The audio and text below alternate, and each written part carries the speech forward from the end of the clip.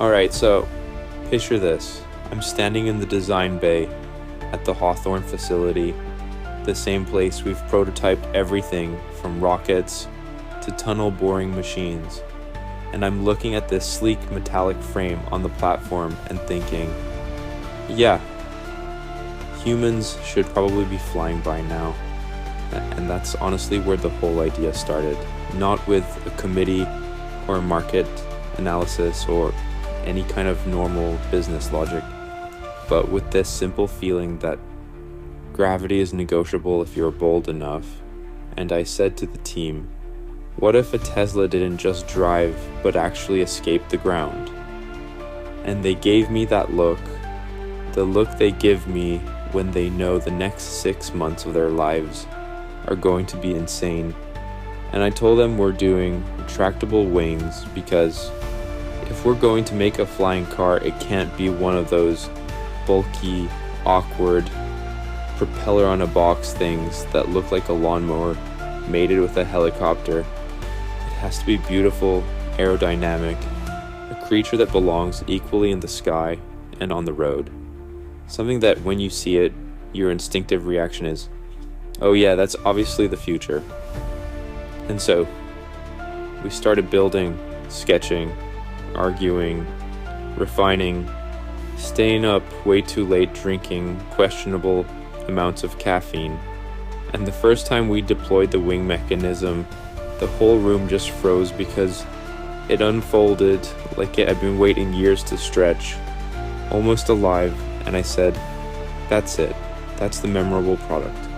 Because every once in a while something shows up that rewrites the category itself, like the Roadster did for EVs or Falcon 1 did for private orbital flight. And this flying Tesla, well, it might be the one people talk about 50 years from now when they're commuting at Mach 2 and wondering why anyone ever drove on pavement at all. And yeah, I teased it a bit because honestly, it's extremely hard not to. I mean, if you've seen what I've seen, test rigs hovering, thrust vectoring fans that sound like a scaled down spacecraft, a prototype that lifts just enough to make everyone in the room silently mouth, holy shit, before the safety team reminds us we are absolutely not cleared for that indoors. You'd tease it too, and we're pushing for a demo before year end because once you've got something this wild, you want to show the world as soon as possible. Not polished, not perfect, just real. The same way Falcon Heavy's demo flight wasn't just about a rocket. It was about saying, look, you can actually do this.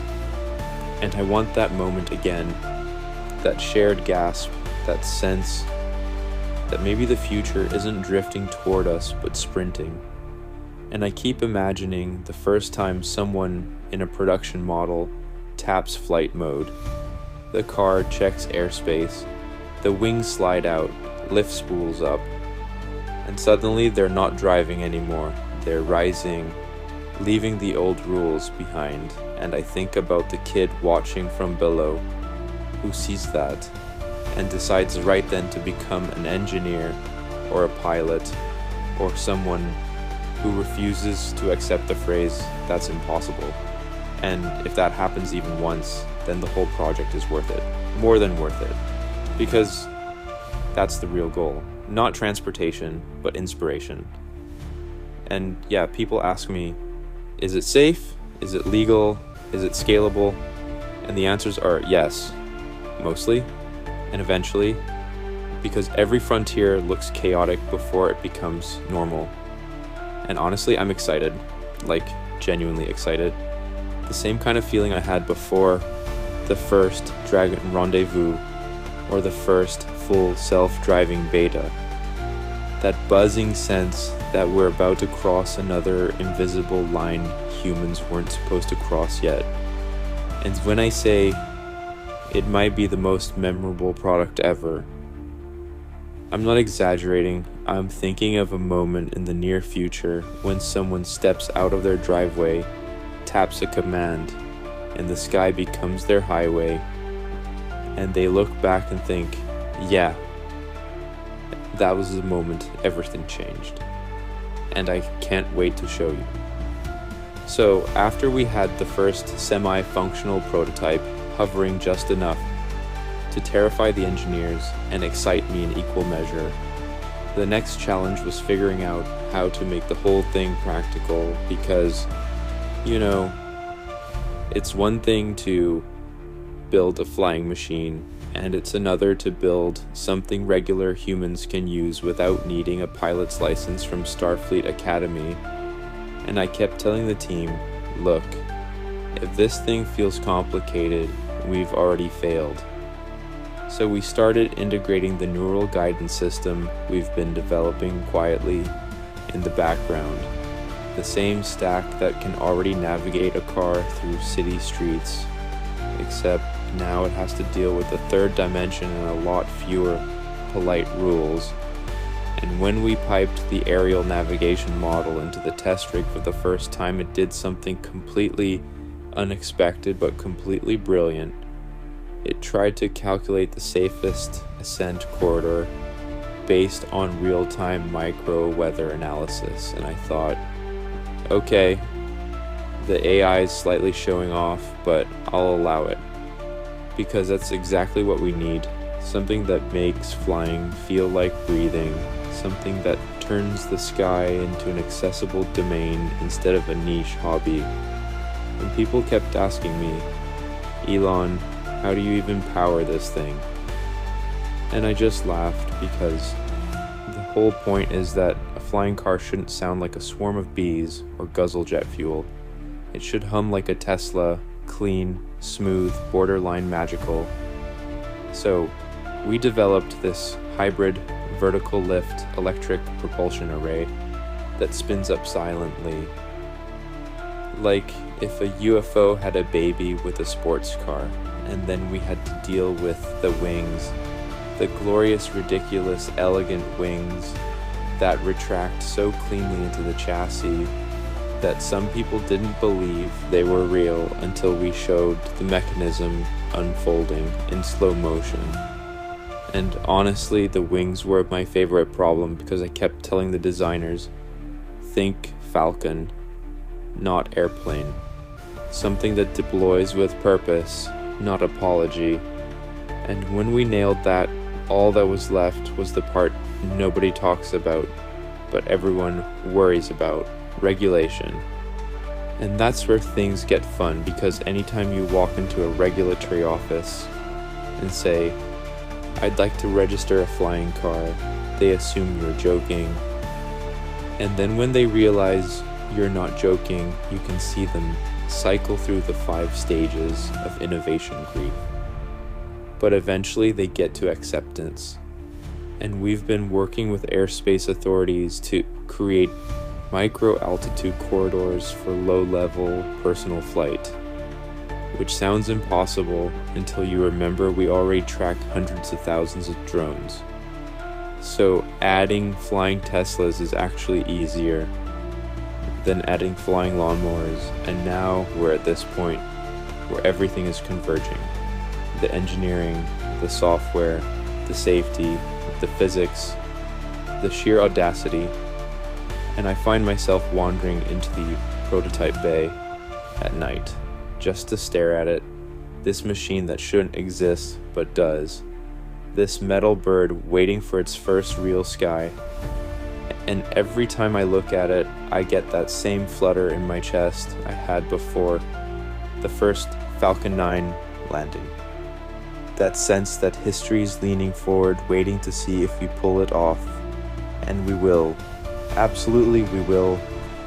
Because humanity didn't come this far just to sit in traffic forever. And when we roll out the demo, when those wings slide open and the propulsion array spools up, and the whole crowd realizes they are watching something that used to live only in science fiction, I'm telling you right now, it's going to be one of those moments people talk about for decades. The moment the sky became part of the commute, and we're so close, I can practically hear it taking off. And as we kept refining the prototype, something interesting started happening inside the team. This shift from, are we really doing this, to, there's no universe where we don't do this. And that's when you know a project has crossed the threshold from crazy idea to inevitable reality, because at Tesla and SpaceX, the truly wild ideas always start with skepticism and end with obsession. And one night during a late-hour test, when the facility was mostly empty and the lights had that dim industrial glow, we ran a full systems integration check, and the flight control screen lit up with this gorgeous cluster of diagnostics. Temperature, thrust vectors, stabilization matrices, all green, all clean, and I remember standing there thinking, this might actually be ready to breathe. And so we powered up the lift array again, only this time we did it outdoors, under the night sky, where the air was cool and the stars were watching like silent spectators. And when those turbines spun up, the sound wasn't loud or dramatic. It was elegant, like the future humming a warm-up tune, and the craft lifted 2 feet, then 3, then 4, perfectly stable, no wobble, no protest, just rising like it had been waiting millions of years for this exact moment, and the team was frozen. Nobody breathed, everyone had their phones out, but nobody remembered to film because the moment was too unreal. And I said, okay, this is the part where it either becomes legendary or it becomes a meme. And we nudged it forward just a few meters. But that was enough, because seeing a car-shaped object drift through the air with absolute control is profoundly strange. Like watching gravity lose an argument with engineering. And when it settled back onto the ground, the landing lights reflecting off the concrete, the entire team just erupted. This mixture of disbelief and joy, and sheer, holy hell, we actually did it. And right then I knew the demo wasn't just going to be good, it was going to be historical.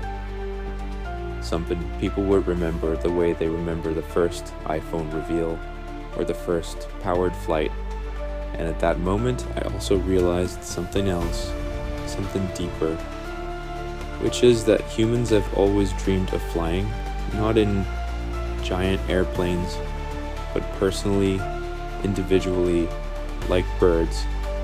And we finally built something that gives a glimpse of that. And the funny part is, people keep asking me